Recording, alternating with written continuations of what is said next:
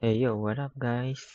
Andito na naman tayo sa isang gadget review at mabilisang unboxing lang tayo ng Redmi Pad 2 Pro. Let's go! At ito na nga ang kanyang box. Sasama na natin sa review to ang Redmi Smart Pen. Okay, ito ganito lang kasimple. Makikita niyo yung details. 12.1 inches, 12,000 battery, processor, yan. Kanyang ito ay graphite gray, 6GB RAM, 128GB internal memory. Tapos, ito yung kanyang Redmi Smart Pen. Ganito lang yung kanyang box. Okay, alisin na muna natin ang pen at gagamitin natin yan mamaya. At buksan na natin. Ito, ginagamit ko na siya 1 week. O, pag binuksan yung box niya, nandito nakalagay yung pinaka-tablet. Nandito lang. Tapos, ang laman lang niya na ay tablet, charger, cable, at documentation ito. So, wala siyang screen protector, wala siyang case. Talagang charger, cord, yung brick, at saka yung mismong tablet lang. Ito yun, walang laman. Makikita nyo. Para naman sa charging brick niya, 33 watts. Ganito kalaki yun. At Type-C connector. Hindi siya Type-C both end. Yung isang dulo lang. Tapos, ito na yung main tablet. 12.1 inch display. Napakalaki nito sa actual. At saka medyo may kabigatan din siya. Tapos, yun yung camera niya. Tapos, ito yung lock, volume up and down. Kung makikita nyo, sa baba ay connector and jack para sa headphones. Yung speaker niya ay kaliwa at kanan, kaya kung manonood kayo dito at movie marathon, ganda ng sounds nito. Pag naka-high volume, sasabi kong solid yung sound quality. Yan. Para naman sa case, gagamit tayo ng mumurahing case niya, galing sa Amazon. And then, tabi na natin yung charger. At ito naman yung Redmi Smart Pen. Pakita ko lang sa inyo yung laman nito dahil wala naman masyadong kailangang i-expect. Pagbukas nyo, yan, mga documents nito. Ganyang kakapal, which is, may nagpabasa pa ba nito? Sa tingin ko, wala masyado. Di ba sa instruction? Tapos ito yung mismong pen. Kailangan nyo lang i-hold down yung volume button at buksan ng Bluetooth para mag-connect. Meron siyang extrang tip, which is, hindi naman ganun kabilis mapupudpod kasi glossy ang ginamit ko. Screen protector. Yan, lagay na natin yung ating case. At ito, masabi ko maganda yung kanyang kulay. Yun ang screen. Tapos, punta tayo sa about the tablet. Makikita yung device name, yung storage niya, OS version. Tapos, Android version 15. Ang gamit niya ay Android 15. Ngayon, ang battery niya ay 12,000.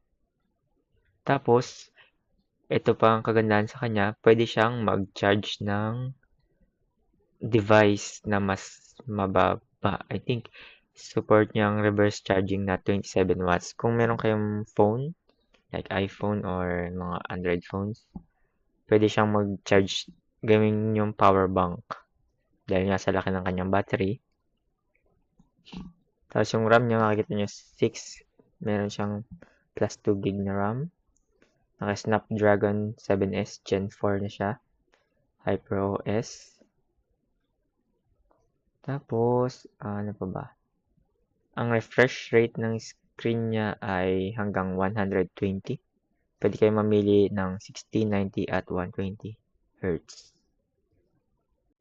At para sa mga magtatanong kung pwede siya sa gaming, yes, pwede siya sa gaming dahil mataas ang kanyang RAM. Ngayon, gagamitin natin ng controller galing sa aking Nubia Neo. Kung mapapansin nyo, stretchable to pero hindi niya kaya yung 12 inches. Kaya gagamitan natin yung konting hocus pocus. Gagamitan ng female connector to male para lang matry natin. Hindi ko na masyadong ipo-focus yung screen.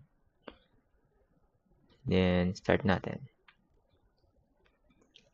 Sa laki ng screen nito, ay ma-enjoy mo talaga maglaro. Lalo na kung isang quick tip, ay gagamit ka ng, para sa mga gamer to, gagamit ka ng Artemis and Sunshine connection para ma-project mo yung laptop mo. Tapos, sa tablet mo na siya gagamitin para kahit nakahiga ka, malalaro mo yung mga gusto mong games sa laptop. More likely, remote play. Ayos naman ang kanyang, oops, you died. Ayos naman ang kanyang bilis pagdating sa gaming. At syempre dahil nga mabilis siya sa gaming, asahan nyo na rin na mabilis siya sa iba pang mga activity like watching YouTube videos. Yan. Punta naman tayo sa Redmi Smart Pen.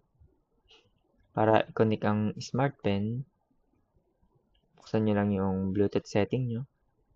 Tapos volume down sa pen para mag-pair. Once paired na, makikita nyo yung battery percentage. Yung sa akin ay 47%. Then, pwede nyo nang gamitin yung mga app. Meron ako ditong Mi Canvas, Clip Studio at HiPaint.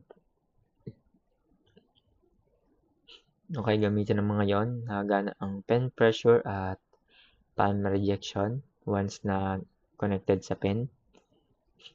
Recommended din na mag-Redmi Smart Pen ang gamitin mismo. Huwag kahit sabihin ng mga nagtitinda sa mall na pwede yung generic pen, oo, pwede silang gamitin.